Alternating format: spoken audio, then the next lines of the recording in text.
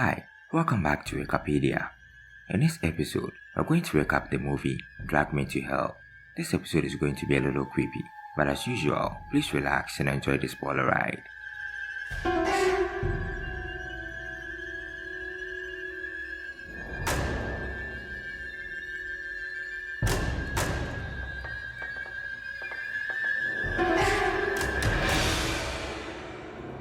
In 1969, a young Mexican couple goes to the Pasadena, home of medium Sean Sandina. Their son had stolen the jewelry from a group of gypsies 3 days previously and had been moaning about seeing and hearing things that were not of this world since then. In the scenes, Sandina tries to assist the youngster, but she and the boy's parents can only watch in horror as the boy is flanked from the balcony by an unknown force before being dragged into hell by demonic hands. The spiritualist swears she will face the demon once again. Christine Brown, a loan officer at the local bank, is still working in her office 40 years later, hoping to get to assistant manager. Mr. Jacks, Christine's boss, informs her the position has come down to her and the new guy, Stu Robin. He tells her to demonstrate that she can make difficult judgments when necessary.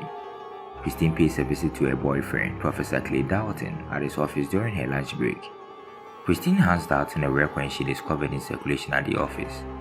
Clay places the coin in an envelope and carries it with him.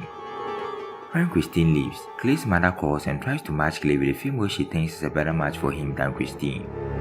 Christine hears this in the corridor and walks away disappointed, believing she's insufficient to achieve her goals. When Christine gets back to work, she notices Stu bribing Mr. Jacks with Lakers tickets. Mrs. Garnish, an elderly gypsy woman, later that day requests a third extension on her mortgage due to financial difficulties caused by an illness. Christine, against her better judgment, denies Mrs. Garnish the extension to prove herself to Mr. Jacks. Mrs. Garnish prostrates herself in front of Christine, pleading and kissing the hem of her skirt in desperation. Christine becomes agitated and shoves the woman away while calling for security, publicly humiliating her. Mr. Jacks compliments Christine on how she handled the situation as security officers walks Mrs. Garnish out, implying that if she can clinch another significant loan, the assistant manager position will be hers. He informs her that she is on the verge of obtaining the promotion, but that she must finalize a loan that is now in a limbo at work. She heads to her car, her file and some office supplies in hand, pleased. Mrs. Garnish's automobile is parked across from hers as she steps out. Christine is startled when Mrs. Garnish's scarf is blown across the windshield of her automobile. Mrs. Garnish appears behind Christine as she turns to follow the scarf. Mrs. Garnish confronts Christine, and the two fight until Christine is able to lug Garnish out of her automobile. Christine shouts, "I beat you, you bitch!" as Garnish smashes the glass with a cinder block and drags her out. Garnish removes the button from Christine's coat and mutters an incantation before returning it and vanishing. Clay arrives to drive her home when the police arrive to investigate the incident. Christine hears a strange muttering on the road and decides she wants her fortune told. Clay is doubtful of the faith teller's credibility and spars with the spiritualist, Ramjas. Ramjas claims that her will tell her fortune for $60. During the reading, however, Ram is extremely upset by the demon's mental image, forcing him to end the session. He earns Christine's trust by admitting that he is aware of the burden. Clay drives Christine home and then goes to his office to grab something. While waiting for Clay, Christine bakes a cake in her kitchen and plays with her kitten. She sees a photo of herself as a teenager winning the dessert contest in the cookbook, and she is very overweight. She crumples the photo and tosses it outside as she continues to bake. All of the lights go out while Christine is still baking, leaving her alone in the dark. Her gate begins to squeak, and she notices a goat hair silhouette on the wall, which sends her into the cupboard, sustaining minor injuries. When Clay gets home, he suspects Mrs. Garnish followed them and attacked Christine once more. When she argues that she was not attacked, they consult the psychologist.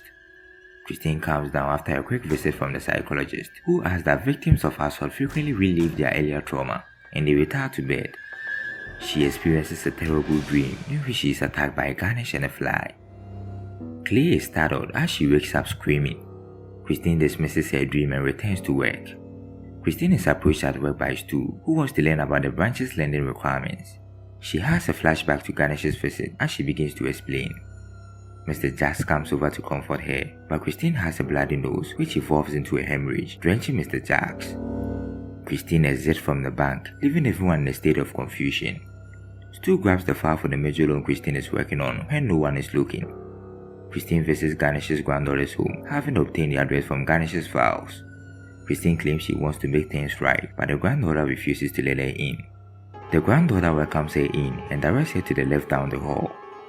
Christine walks in a group of gypsies feasting together and realizes that this is Ganesh's wake.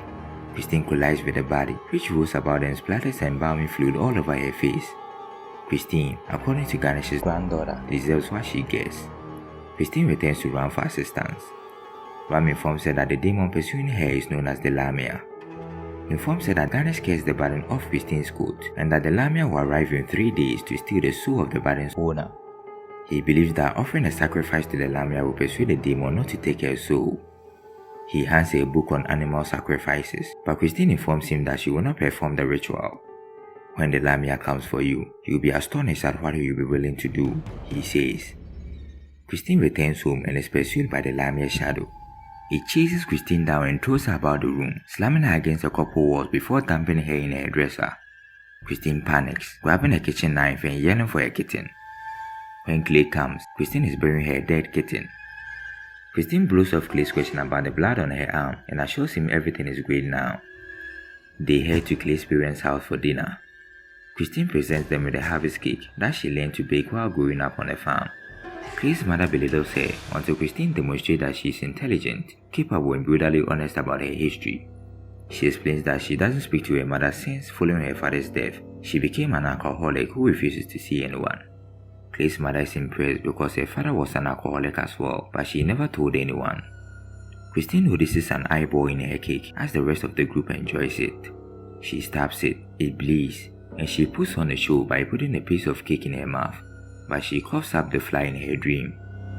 This irritates Clay's parents, who believe the cake contains flies. To make matters worse, the Lamia begins banging on the door, startling Christine. Clay wants to follow her out the door, but his parents tell him he can't since she is sick. Christine contacts Ramjas once again, who informs her that there is one person who can assist her in fighting the Lamia, but only for $10,000. Christine sells everything she owns in value right away, but she only makes $3,500. She approaches Mr. Jacks to get a $10,000 advance for the assistant manager position, but Mr. Jacks informs her that the loan she was working on fell through since another bank was able to outbid them. He tells her he will look into it and then offers to the position of assistant manager. She storms out the office, enraged, and returns home. Clay arrives to find her in her kitchen enjoying a pint of ice cream. He tells her that he pledged to do anything to protect her the moment he realized he loved her, so he paid the $10,000.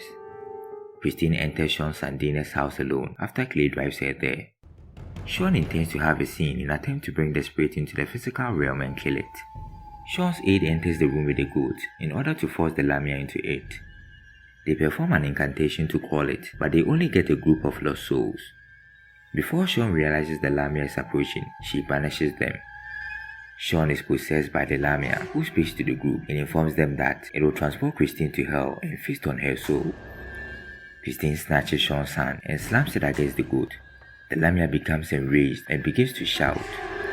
The helper attempts to kill the Lamia with a machete, but the Lamia moves, the blade misses, and the Lamia bites him. Christine offers to assist the assistant, but it turns out that he is the new host. Christine is mocked and a small brawl erupts.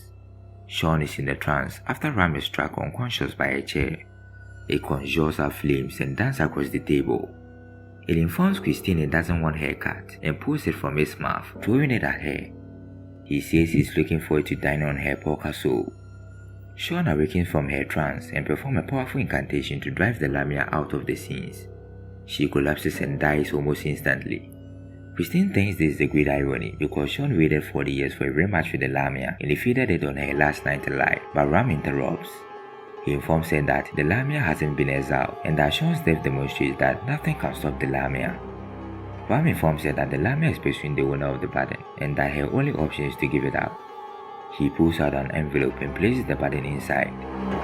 He tells her that she curses anybody she gives the burden to and that Ram didn't tell her because he didn't want to be her accomplice in sending someone to hell. Christine gets into Clay's car and informs him that the game is over.